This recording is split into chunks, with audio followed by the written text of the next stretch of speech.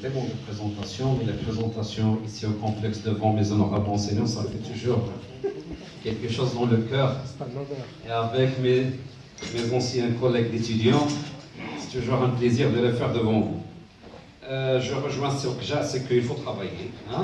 Le secteur de conditionnement, c'est un secteur qui est encore vierge. J'espère qu'à travers cette conférence, des gens, des étudiants qui vont prendre goût. Est-ce que vous voulez que je fasse la présentation française ou l'arabe, je pense.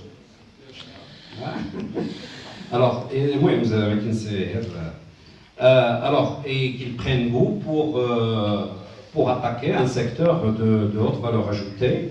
Et il y a des choses à faire, on va essayer d'expliquer ça. Deuxième chose, c'est que, mais par contre, à partir du mois de février, on a une capacité, tout ce qui est en vert, c'est une capacité qui existe, qui n'est pas exploitée. On va voir les leviers qu'on va mettre en place.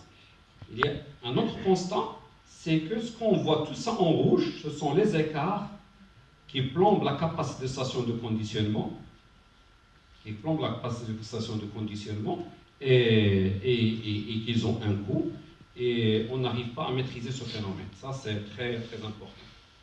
Les chiffres de cette année,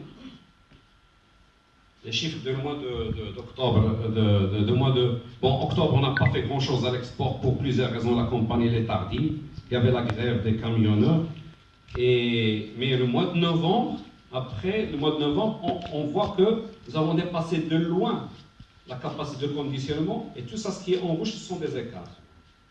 Et les écarts, ils ne créent aucune valeur. Alors, ça, c'est les capacités de Sous-Messa.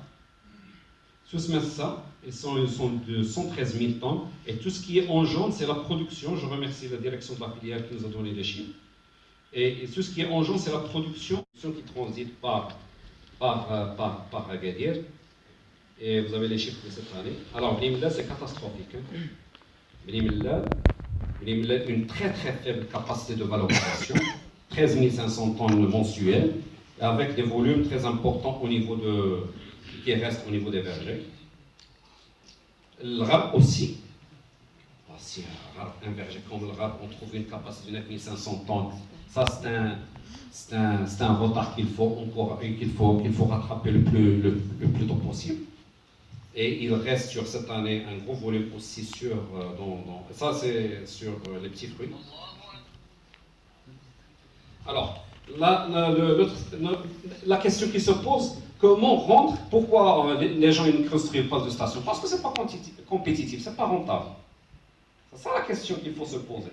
Si c'était rentable, on aurait le double de la capacité. Pourquoi on ne construit pas les stations? Parce que, comme je vous ai dit sur le tableau, on ne peut pas faire une activité basée sur 2-3 mois. C'est impossible. Et on ne peut pas avoir et surtout, c'est un secteur de station de conditionnement hautement demandeur de compétences humaines.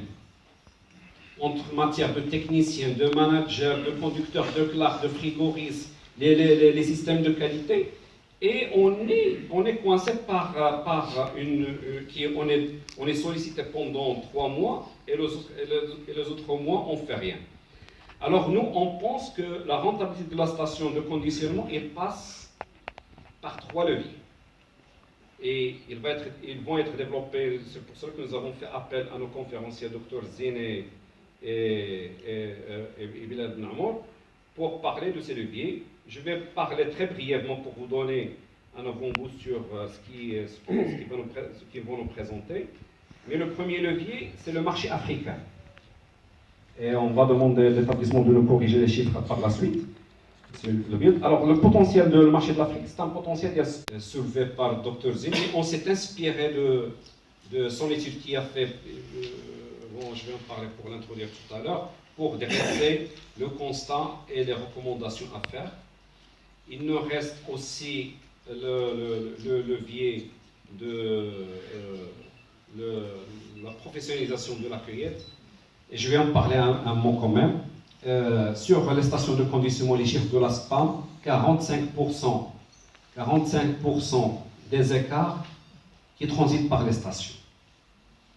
C'est très important. Et on n'arrive pas à maîtriser ce chantier de la main-d'œuvre qui fait une cueillette qui est demandée par les marchés extérieurs. Et sur ce marché, il va être développé très bien par ces Bilal Namour. Je ne vais pas tarder sur les conclusions.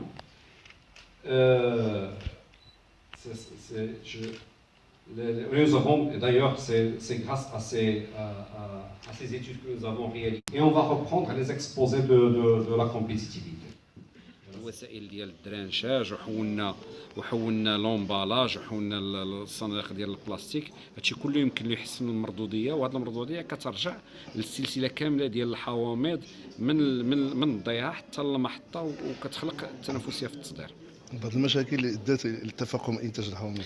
المشاكل اللي وقدت لتفاقم انتاج الحوامض هي الفلاحه بزاف ما منخرطينش في وحدات ديال التسمين. وحدات ديال التسمين دابا حاليا يلا كتلبي 30% ديال الحاجيات، تتلبي واحد 40% ديال الحاجيات اللي كاينه ديال الانتاج الوطني دابا في شهر ديال 11 و12. خصنا نزيدوا في لا كاباسيتي ديال هاد المحطات، نزيدوا وحدات جداد ديال المحطات ديال التلفيف باش نوصلوا واحد 30%، باش واحد 70% يدوز على المحطات. ولحد في 2017 الدوله راه عطات 30% ديال الدعم اللي كيوصل 21 مليون درهم، اللي ما عمرها ما اللي وصلت ل 21 بلافون 21 مليون ديال الدرهم ديال الدعم. خصنا غير حنا كجمعيه ناطروا الفلاحه باش يتجمعوا ويتكونوا ونوضوا يخدموا ويديروا المحطات التلفيف ديالهم،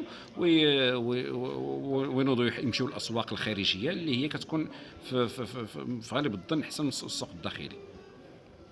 التوصيات اللي خرج بها اللقاء، التوصيات حنا دابا حنا كجمعيه مهنيه عطينا المشاكل، عطينا حلول، كنطالبوا الوزاره المعنيه باش تدافع علينا باش نوصلوا لهذه الحلول باقرب وقت ممكن، باش نخدموا باش السنه المقبله ما نعيشوش المشاكل ديال هذه السنه، ولقاو حلول ناجعه اللي قلت قبيله ديال السوق الداخلي. خصنا نبقاو نخدموا في الستاسيونات، اليد العامله خصها تكون عندها تكوين وتكون عندها فعاليه وتكون منظمه وتكون عندها احترافيه، وخصنا التكوينات ونخدموا نديروا شركات ديال الخدمات، والسوق الافريقي اللي خصو يخدم بواحد السرعه عاليه احسن من السرعه اللي كاينه دابا.